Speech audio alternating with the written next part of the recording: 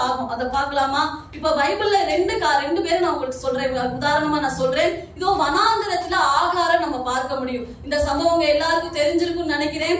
வனாந்தரத்துல ஆகாரம் என்ன செய்யறா? தாகத்தோடு இருக்கிறா. தன் பிள்ளைய கொண்டு போய் என்ன செய்யறா?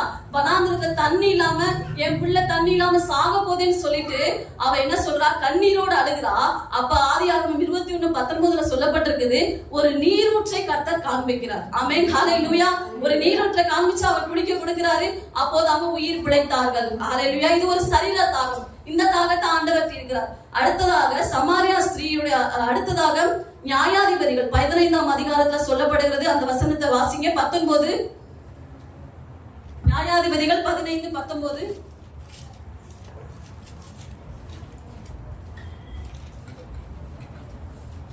அப்பொழுது தேவன், நியாயாதிபதிகள் 15ஆம் அதிகாரம் 19வது வசனம். யார் எடுக்கல இன்னும்?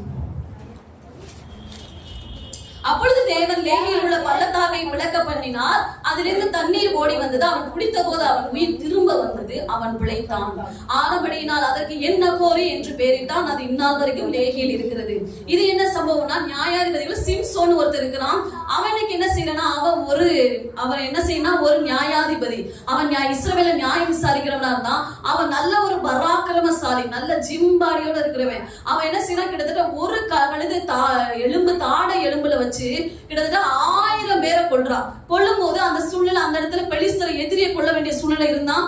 அப்ப அவனுக்கு தாகம் உண்டாயிற்று. அப்ப தாகம் உண்டானே தேவன் என்ன சொல்றாரு? இவன் கேட்கிறான், ஆண்டவரே நான் தாகமா இருக்கிறேன், இவ்வளவு பெரிய காரியத்தை செய்தீங்க, நான் தாகமா இருக்கிறேன்னா உடனே ஆண்டவர் பள்ளத்தை பிளக்கிறார். ஹல்லேலூயா. பள்ளத்தை பிறந்து அதுல இருந்து தண்ணி வர வைக்கிறாரு. அந்த இடத்துக்கு தான் என் ஹகோரே அப்படின்னு பேரு. ஹல்லேலூயா. கர்த்தருடைய நாம மகிமையடையும். இப்படி 2 விதமான சரீர தாகத்தை ஆண்டவர் 2 பேருக்கு தீர்த்தார். சரி, 3வது ஒருத்தட்ட போனார் ஆண்டவர். யாருன்னா சமாரியா ஸ்திரீ. யோவான் 4ஆம் அதிகாரத்துல சொல்லப்பட்டிருக்கு. அந்த சமாரியா ஸ்திரீ கிட்ட போறாரு. யாக்கோபுடைய கிணற்றண்டையில அந்த சமாரியா ஸ்திரீ தண்ணி பிடிக்கிறா. அப்ப போய் ஆண்டவர் கேட்கிறாரு, தாகத்துக்கு தா அப்படின்னு கேட்கிறாரு. என்ன கேட்கிறாரு? தாகத்துக்கு எனக்கு தண்ணி கொடுமான்னு கேட்கிறாரு. அப்படி தாகத்துக்கு, ஆனா நம்மளுடைய பார்வை அது தண்ணி கேட்கிறான்னு நினைக்கிறோம். ஆனா தாகத்துக்கு தான் என்று சொல்லுகிற அந்த வார்த்தை அது ஆவிக்குரிய ஆத்தும தாகத்தை குறிக்கிறதாக காணப்படுகிறது. அதேதான். எதுக்காக ஆண்டவருக்கு தாகம்? இயேசுவுக்கு என்ன தாகம் அப்படின்னு பாத்தீங்களா? நம்முடைய இயேசுடைய தாகம் என்னன்னா, ஆத்துமாக்கள் அவரிடம் சேர்க்கப்பட வேண்டும் என்பதே இயேசுவின் தாகம். ஹல்லேலூயா. கரங்களை உயர்த்தி சொல்லுங்க. ஆத்துமாக்கள் கர்த்தரண்டை கொண்டு போய் சேர்க்கப்படுவதுதான் அவருடைய தாகம். சரி, எதுக்கு இவ்வளவு தூரம் அவர் மரணத்துல அப்படி தொங்குனாரு? எதுக்கு செஞ்சாரு? ஏசாயா 53ஆம் அதிகாரத்துல வாசிக்கலாம். 11-12 வாசிங்க. ஏசாயா 53 வாசி. அவர் தமது ஆத்துமாய் வருத்தத்தின் பலனை கண்டு அவர் தமது ஆத்தும வருத்தத்தின் பலனை கண்டு திருப்தியாவார். என் தாசனாகிய நீதிபரர் தம்மை பற்றும் அறிவினால் அநேகரை நீதிமான்களாக்குவார். அவர்களுடைய அக்கிரமங்களை தாமே சுமந்து கொள்வார். அவர் தம்முடைய ஆத்மாவை மரணத்தில் ஊற்றி அக்கிரமக்காரில் ஒருவராக எண்ணப்பட்டு அநேகருடைய பாவத்தை தாமே சுமந்து அக்கிரமக்காரருக்காக வேண்டிக் கொண்டது நிமித்தம் அநேகரை அவருக்கு பங்காக கொடுப்பேன். பலவான்களை அவர் தமக்கு கொள்ளையாக பங்கிட்டுக் கொள்வார். இந்த வசனத்துடைய அர்த்தம் என்னன்னா, தன்னுடைய ஆத்மாவை அப்படி மரணத்தில் ஊற்றி அவர் சிலுவையில தொங்குவதற்கான காரணம் என்ன?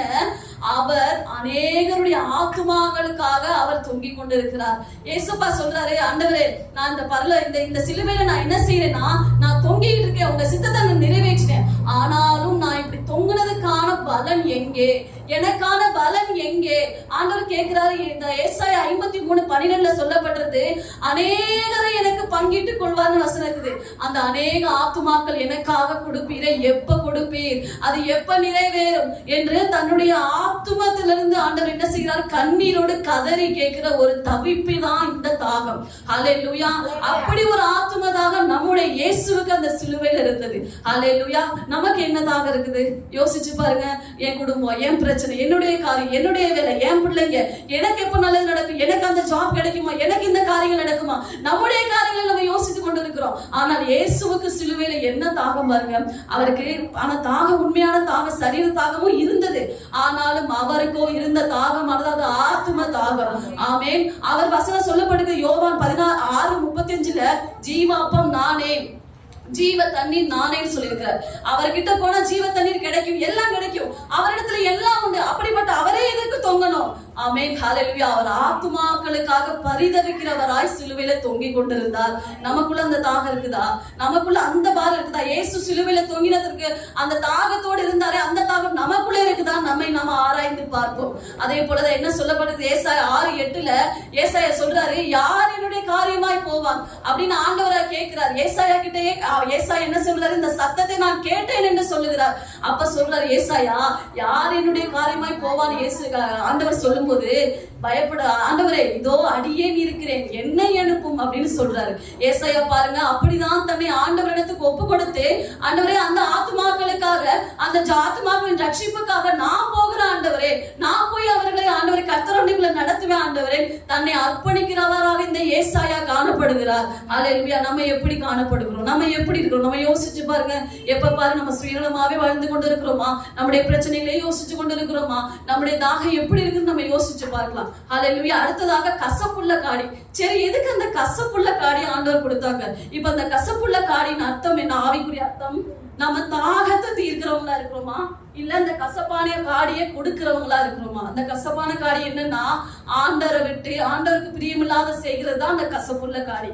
ஹல்லேலூயா. சுவிசேஷத்தை சொல்லாம இருப்பது ஒரு கசப்புள்ள காடி. சுயநலமா வாழ்வது ஒரு கசப்புள்ள காடி. சுய சித்தத்தை செய்வது ஒரு கசப்புள்ள காடி. நம்ம யோசிச்சு பாருங்க, நான் கசப்புள்ள காடியா நம்ம இருக்கிறோமா, இல்ல நம்ம ஆண்டவருக்கு தாகத்தை தீர்க்கிறவங்களா இருப்போமா? இயேசுவே அப்பா, அந்த நேரத்துல கூட நம்மள ஒப்பு கொடுப்போம், நம்ம மாற்றிக் கொள்ளுவோம். அடுத்ததாக மத்தேயு 28 வாசிங்க. மத்தேயு 28ஆம் அதிகாரம் 18 - 20 வரை வாசிங்க.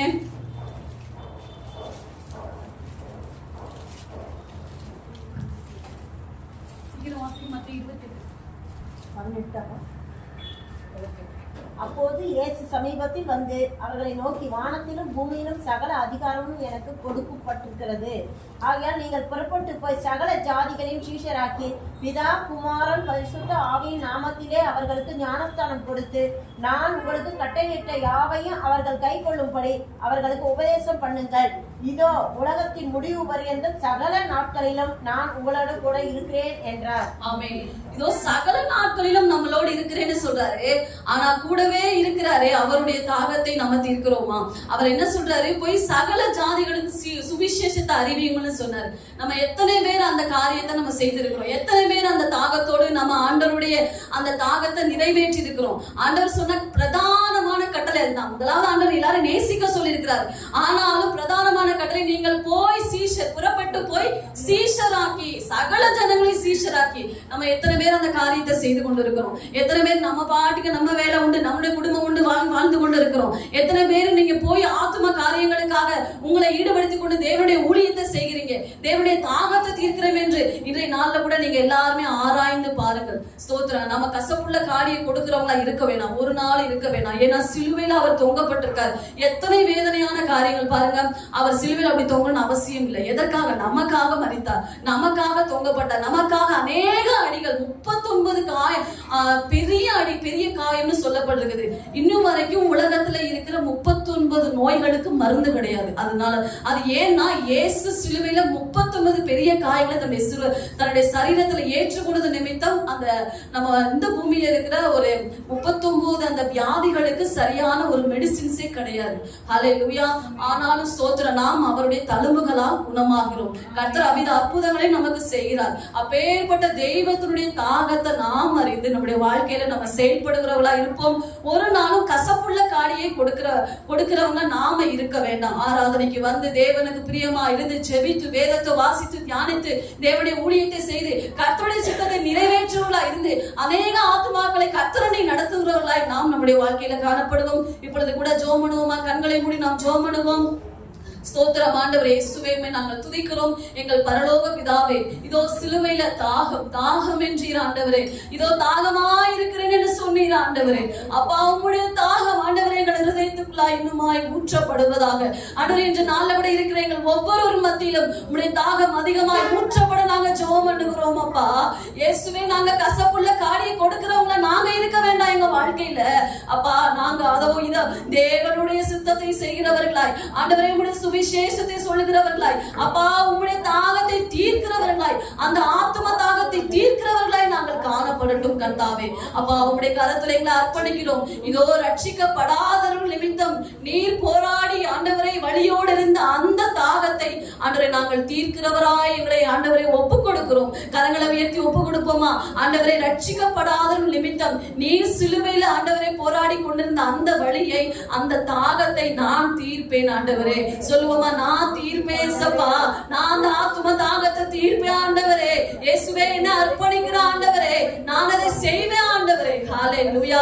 கர்த்தர் எங்களோடு தொடர்ந்து இருங்க, முடிவு பரியந்தம் கூட இருந்து நடத்துவேன் என்று சொன்னவர் நீர் கூட இருந்த ஆசீர்வதியும். தேவ நாம மகிமை அடையட்டும். வார்த்தை ஆசீர்வதித்தபடியாக உமக்கு ஸ்தோத்திரம். இயேசுவின் நாமத்தில் பிதாவே, ஆமென்.